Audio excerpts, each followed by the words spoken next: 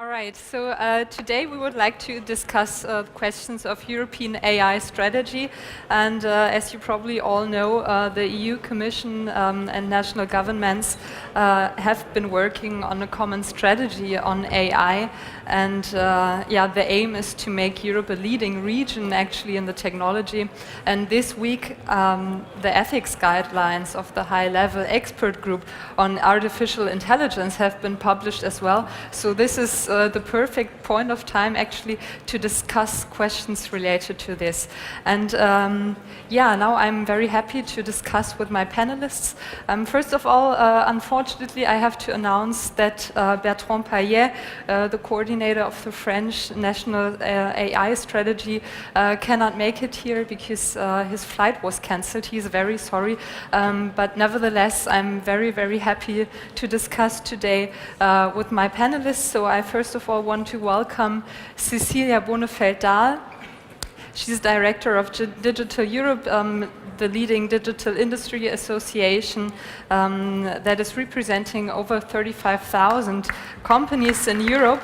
And Cecilia is member of the European Commission's high-level expert group on artificial intelligence and as well board member of the European Commission Digital Skills and Jobs Coalition. And she has more than 20 years experience in ICT industry. So welcome Cecilia, happy that you're here. Thank you so much. So our next speaker is Susanne Dehmel, that you already saw on stage here on Black Stage. She's a member of the executive board at Germany's digital association Bitkom, and she is thereby responsible for questions of data protection.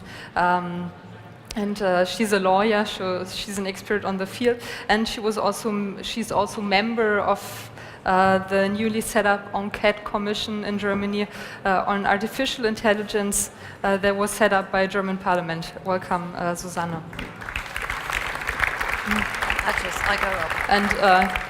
And last not least, I would like to welcome the chairwoman of the European Group on Ethics and Science in New Technologies, Professor Christiane Woopen.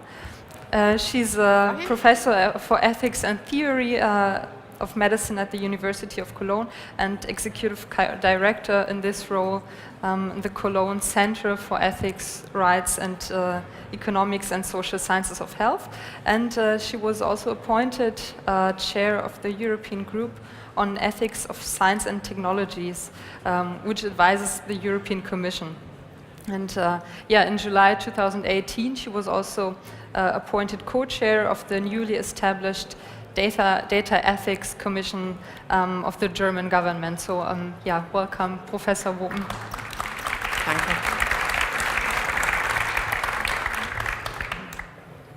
Thank you. So actually Europe is very much, we can also move to the other side, so we will spread a little.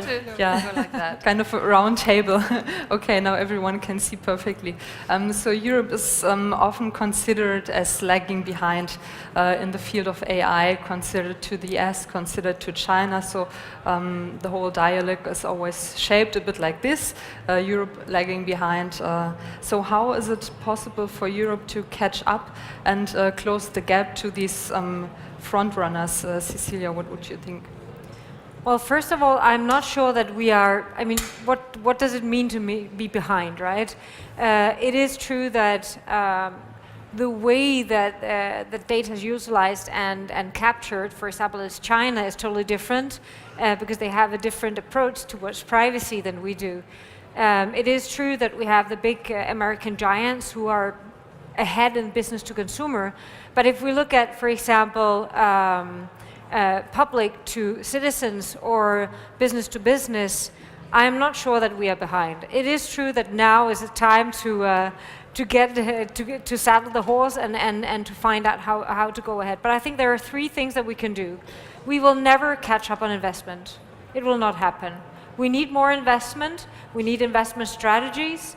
But we'll never catch up on the money side. What we can do is catch up on the education side, on the knowledge side, and also look at how we do policies. I would say now we just launched the AI ethical guidelines, but also an assessment list for how to develop trustworthy AI, and a governance structure for inspiration on how to govern AI within an organization. And the way that we have done that is launching it in a pilot so stakeholders can really interfere and give feedback. So companies from all member states in the EU, from companies from private and public sector, will test it in their organizations.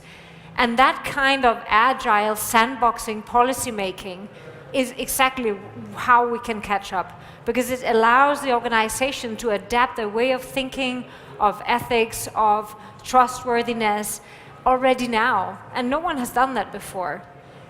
So we do that before regulating, before starting to certification and everything else. We learn and we change the mindsets. So the way we do policy, the way that we do education, get it into the schools, work with the unions on how artificial intelligence will change the job roles already now, in a partnership with government, unions and industry. So I think the European model, if we really utilize the DNA of being European in the way that we work together and speed that process up, we can really do it in a much better way. Plus, we have a lot of really good data built on the values of Europe. We have collected a large amount of public data, and now we need to find a way on how to really use it to be a competitive continent also. You addressed already a large set of questions we would also like to talk about later on, maybe concerning, as you just addressed it, our amount of data that we already have in Europe. Susanne, maybe a question for you, as you're also an expert on that field. We have a lot of data, but Europe has a quite strict data regulation. Is our data regulation even ready to get to the full potential that AI can make use of it? That is a difficult question. You can only lose with answering it, because data protection authorities will say, well, it's not enough yet, regulation, in order to mitigate all the risks. But I think we have one big advantage. We've got this European data protection regulation, and that's a set of rules that we can use throughout Europe. So we have, for the first time, we have actually the chance to act within the same regulatory framework for data. But on the other hand, there are still many insecurities on how to interpret and how to applicate the law. And as the basic principle of the regulation is, you're only allowed to store data and to process data if there is some legal basis in the law, or you have the consent of the person, and or you have an agreement.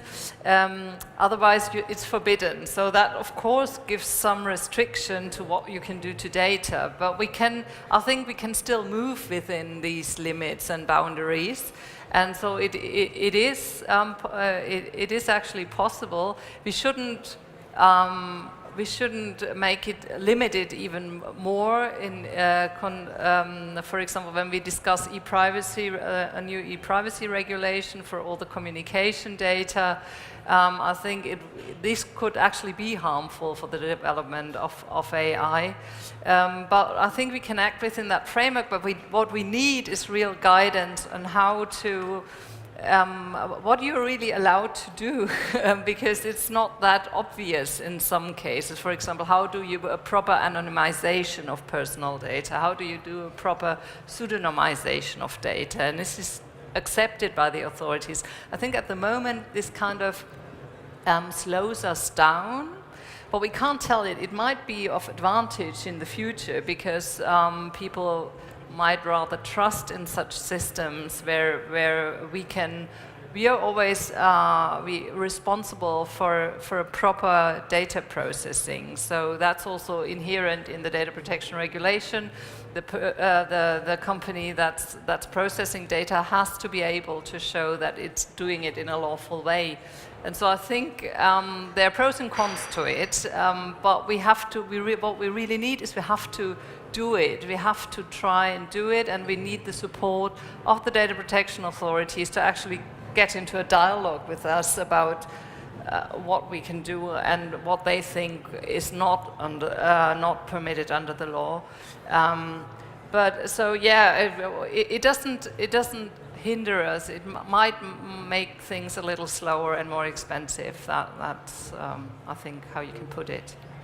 Yeah. Okay, but as you said, it can also be an asset actually for Europe to go this third way, and also with the ethic guidelines actually. So in how far, Professor Woopen, do you see it as a benefit for Europe to really go this third way, and do you think that this would be a way to really catch up with other regions? So I have one request. Please let us not talk down Europe ourselves. Yeah, it is not the third way, it is the first way. And it is not hindering innovation, it is fostering innovation. Because we are taking people with us. We have the Charter of Fundamental Rights. By the way, we have the United Nations Declaration on Fundamental Rights. And so it's not the European way, actually it's the United Nations way, but the others don't take it into account in a proper way. So when we do it, and we have it implemented as a EU Charter of Fundamental Rights, then let's start there. And then we take the people with us, and then we have trust. Then we can have innovative ideas because they really invest in these things. And it's not all about competitiveness and so on. So values are part of competitiveness. And by the way, since Aristotle, economics was part of ethics. Yeah? So it's not values against profit or against competition or so. But all this is living a decent life. And that's what we want to do.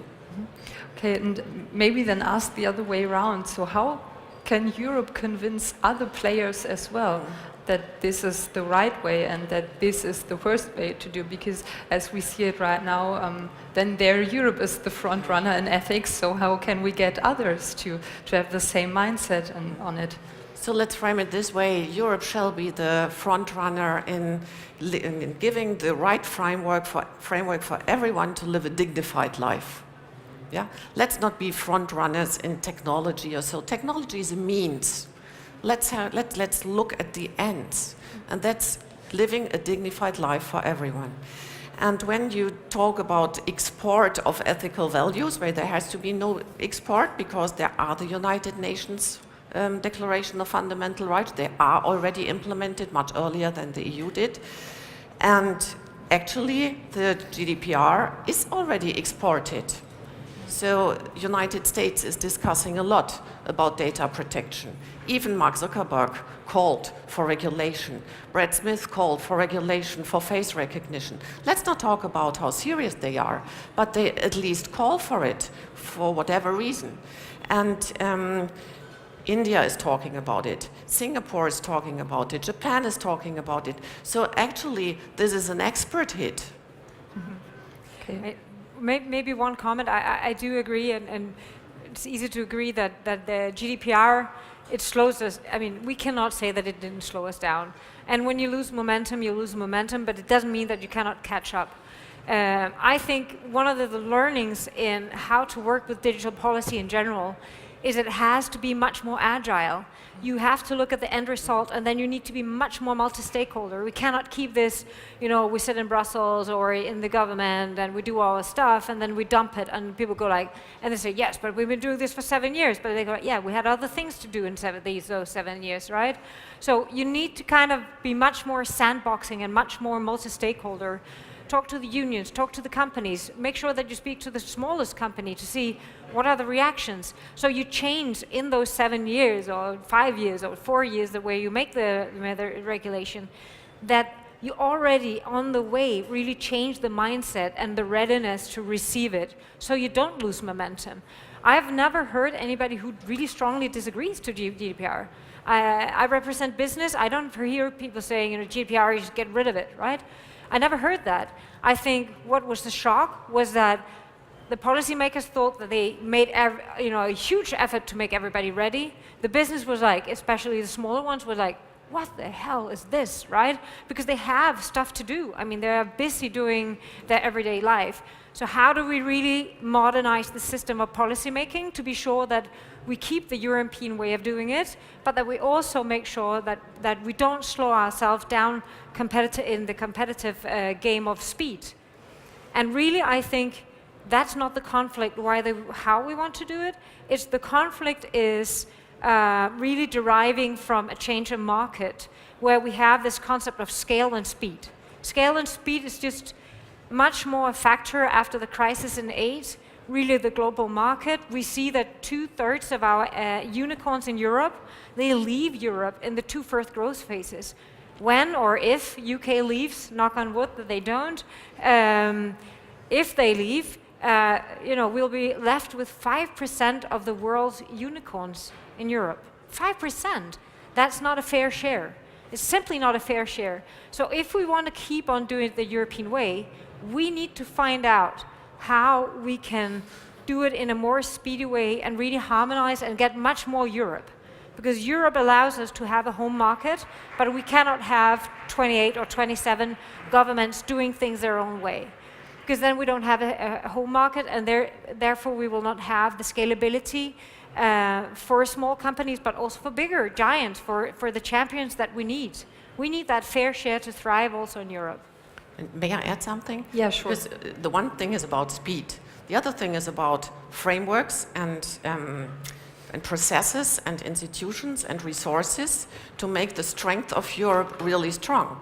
So if we want to keep the small and middle-sized enterprises, and we want to have them to have access to data to scale up, then it is important that we have the data resources, secure ways to store them, to share them, to pool them, to have a shared resource gaining from them and profit from them. So we have to build just other frameworks, not to have one huge company gathering all the data and pulling the others in as well, but having a data sharing model, a very innovative and fast and secure one.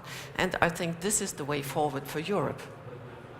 I think that would be certainly helpful, but I think we also, to get that of course, again, that's a little more effort to build something like that, because it's not only one entity that has to implement the structure, the infrastructure. But I think it's actually worth it, because that's the way our economy looks like. We've got all these really strong SMEs, and we have to make them strong to compete, to still play a role in future markets. And I think that we really have to link and intertwine regulation on the one hand side, and the wish for playing a role in the development of new technologies, for being one of the big global players in these new technologies, and not just when we do new legislation, think about what implications does it have for the technology, and vice versa. And so I think we've only just started to do so, because, with copyright directive, I think we haven't really even started to do so, to consider what kind of regulation is adequate, an adequate framework to develop further. But we also need, I think, education on a lot of fronts, and that will help us to set a better framework, but also set better conditions for the free development of new business models and new technologies. And that starts in schools. You know better than me what are the problems we have with digitizing and bringing more understanding of digital technologies into schools, but on the other hand, we also have to bring more understanding for ethical and legal questions into the technology studies at universities. So I think we need a more holistic approach than we used to have in the past. Yeah. I completely agree if you talk about schools and education, but when you then think at speed, yes, it takes a long time. Maybe I should have mentioned professional education as well. What I would really appreciate if we would build institutions, research centers, open spaces, where this interdisciplinary, what the high-level group and the European Group on Ethics also called for, if there are interdisciplinary ways to build algorithmic decision systems or algorithmic ecosystems, data and artificial intelligence systems from the beginning in an interdisciplinary way, where you take into account the context where you want to go, because everyone is running, but no one can say where to run. And then you have the resources and the frameworks really to build it up. And then you can recruit wonderful experts from outside. But we just don't have, at least in Germany, but in other countries as well, we don't have the resources at universities to be really attractive for outside people, for outside experts, to get them back. There are very few coming back. And they must be very idealistic. So if we really want to compete on a global context to get the right experts, then we have to build ecosystems where they can flourish. Yeah, you already addressed the very important aspect of education. So one is, of course, education in schools, but actually it's a topic also for everyone, that everyone understands in society what is big data, what is AI. So just on a societal level, it's already important. But another aspect is, of course, skill shortage. So Europe is facing a huge skill shortage, not only in Germany, where I know the numbers, but it's a question through whole Europe. So what can Europe do to attract also skilled workers?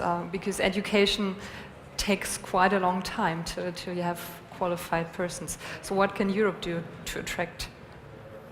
I mean, I think skilled people go where interesting projects are, right? And hopefully, I mean, with the investment money that are on the table, even though not enough, we will see that there are research projects, but also one thing that I am also a strong advocate for, that we have deployment projects, not only excellence programs, because one thing is really looking at excellence, but what we really lack in Europe is deployment, that where we can see technology and research coming into life, meaning enabling innovative companies and investing in kind of experimenting on solutions, trying things out.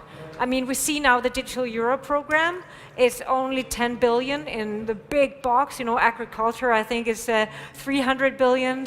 But it's the first time that the EU Commission actually is, you know, really blunt and trying to do something different, saying, okay, we put 10 billion in skills, in advanced digital skills, in adoption of technologies into SMEs.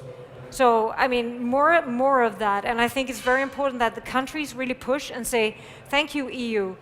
We need deployment. We cannot sit and only do research on what is going to happen in 20 years. We need it to happen on ground now. We need to enable technology and innovation in the companies, in the environment, and even through collaboration with SMEs and research centers, and invest in that. So I'm a big advocate in saying 10 million compared to 300 billion. Why is the amount? I mean, even agriculture needs the adaptation of technology, so how come that pool is so small? So the framework is being set now, but it's being decided either before the elections of EU or just after. But also for Germany as a strong advocate to really put more money in deployment of technology, not in only in excellence. Because what we have done in the past is that we put a lot of money in excellence, And once we find out what the great solutions are, the market has changed and the companies are purchased. So I'm a little bit, let's support the industry that we have now, let's support innovation with the people that we have now. And those companies will attract talent. Like for example, Canada, they're really good at it, right? Because they have a lot of interesting investment programs in artificial intelligence. So they also attract the people to Canada. And I think we can do that. And I actually think we can do it quite easily, because Europe is known to be quite innovative. And I mean, I think a lot of young talent wants to come and work where, you know, ethical AI is being developed. But nothing comes without money. I mean, it's a beautiful thought, but somehow it also needs to be executed, right?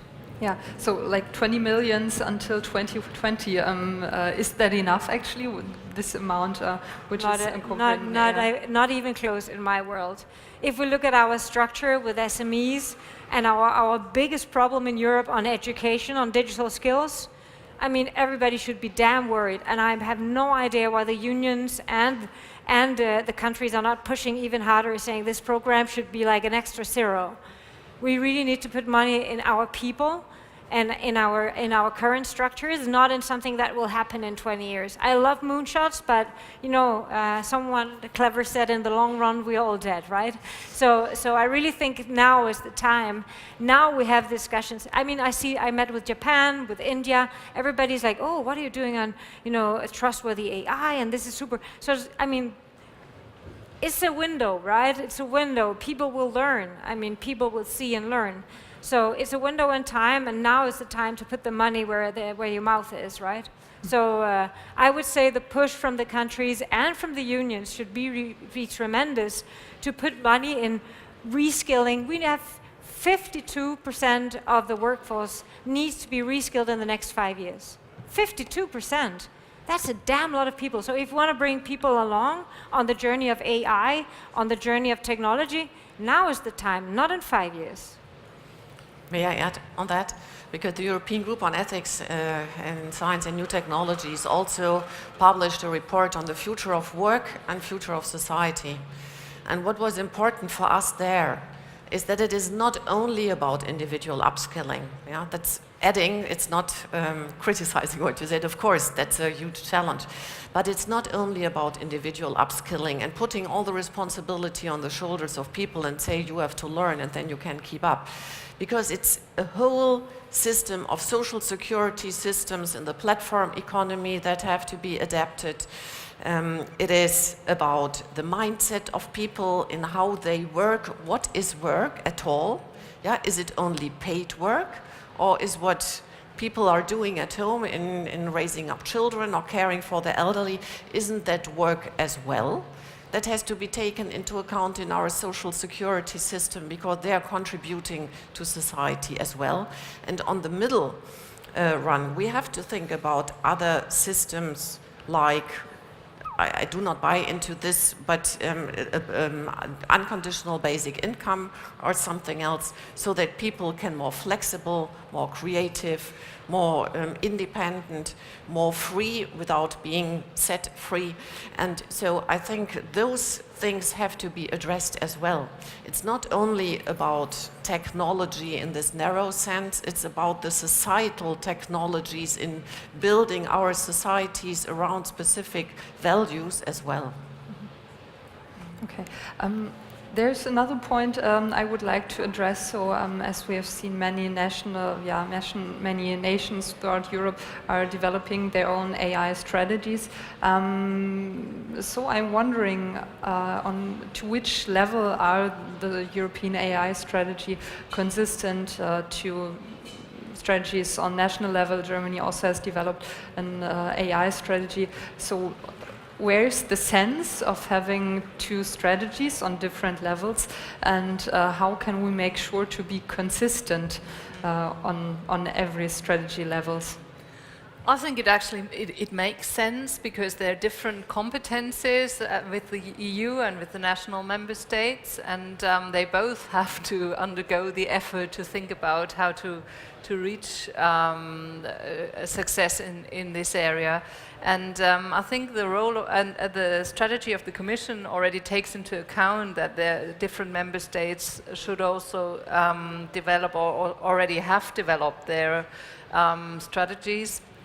And it should serve as a coordinating factor and actually strengthen the strategies that come out of the member states. I think we cannot let go any of the member states making up their own minds, because it really has to come from the roots, and the national states really have to dedicate their own means and to this task. But I think what we probably have, well, I think we're starting to exchange between the member states as well. What we should definitely try is to do this, talk about our priorities, and do talk about how we can share who does what, whose strength is what. Just talked to some Dutch colleagues today, and they and we see that Germany, for example, has strength in the industry sector, but they are much more agile than us in the digitalization sector. Also, Denmark, for example, is much further forward in digitalization, and I think we can still learn a lot from each other within Europe, within the European countries. We probably. The EU could be really helpful in bringing closer together the different players and actually trying to direct the concert of AI strategies a little in order to play a nice piece of music there. Mm-hmm. But isn't EU rather hindering then when all member states have to agree on one strategy? Wouldn't be national governments be much quicker to react, because as we've heard, we are being very slow at the moment. So wouldn't it be a chance also to? Well, they have done their own AI strategies, and they are they can spend their money how they want but I think it, as Cecilia said, we need one big market in Europe, so it's essential that we when it comes to the regulatory framework, we work together, but also I think we have to bundle our strengths in order to be competitive, because I think it's not really a contradiction to say we want to be competitive and we want to build trustworthy AI. Just because you think about ethics, you don't become competitive on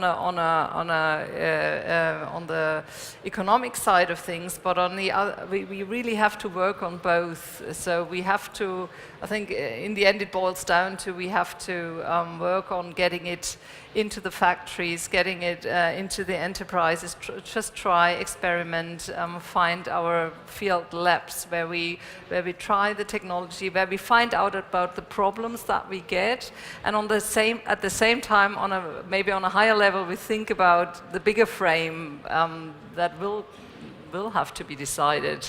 I think that the technology actually brings back many questions to us that were already there. What kind of society do we want to be? What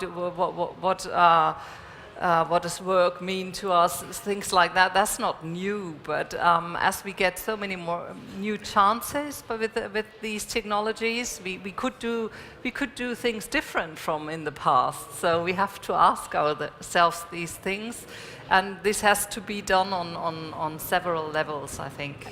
I think if you look at the different strategies, so first of all, I mean, EU as an institution, they have launched like a plan for artificial intelligence, and I sit in the high-level group of experts on artificial intelligence. So what we actually do is that we coordinate, we meet with the member states, with all the member states, and I even think, I mean, the process, nothing is perfect.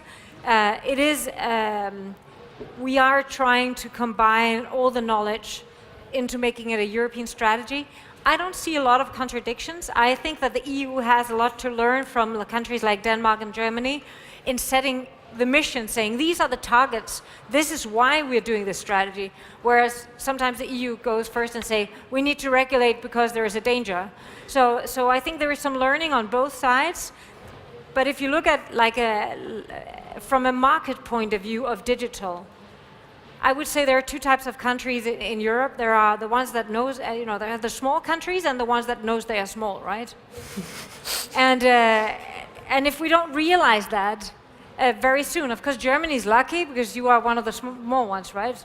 We are Danish. We understand that we are small, huh? So, I mean, when we get to the point that we understand that without a European market, we're not going to be talking about ethical data and ethical AI, because we simply don't have the scale of the data that we need to build the framework, both the platform and the whole data structure. Not one single country can do that by themselves. Well, it's not whether it's a choice. So yes, you can have a strategy. Germany is super strong in manufacturing. Denmark is super strong in unicorns and global growth. You have the Netherlands talking about bias. I don't know if anybody noticed. This is a fully female panel, but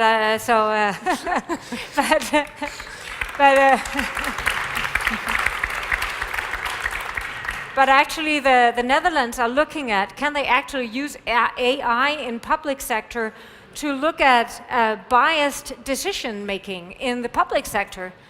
I mean, I get goosebumps. It's the first time that we actually have a technology that can help us to detect and address bias. Biases happen every day. Gender bias, color, anything, age. But we have never had a technology before where we can say, we have an area here that's not good. Too many biased decision is going on. So if we can have that from the Netherlands, I mean, why should we not adopt it in Europe? I mean, so I think we have different strengths, and I think that is the role of the EU to basically bundle it, and then of course really drive and make sure that we have an agile policy-making process involving all of these stakeholders. The one thing that can hamper innovation and slow us down is if we say, due to the fact that we want ethical and trustworthy AI, we regulate the everything and change everything now, without really changing the mindset and the readiness of the people and the businesses and in the loop. We need to really test out, learn, understand, listen. So what is the reaction when we do GDPR? What will be the unforeseen consequences? If we involve people in the process of defining the legislation, we will not slow ourselves down. And that would be one factor that I really would say. The two factors where we can really speed this up and bring the people along is education, information, and changes in our policy-making process for the EU to be much closer to the ones that the legislation will affect in the end. And it's doable. It's doable. We do it in Germany. You have trilogue negotiations. We in Denmark, we have trilogue negotiations. We know how to do it. Why would we not do it when we also regulate? Okay, thank you so much. You addressed a very important point, diversity, and also the high-level expert group was actually very diverse and incorporated all dimensions actually of diversity. Not easy. Okay, but I think we learned from this panel that it's very important to get the right regulatory framework that allows innovation, and of course that it's very important to incorporate society in everything that we're doing, and that Europe can really be, in this case, the leader. So I thank you all, to all the panels here, and I'm really happy, like me personally, that we had this all-female panel, which is just a great sign that also AI technology is something that is shaped by the other half of society. So thanks to you. Thank you. Thank you so much.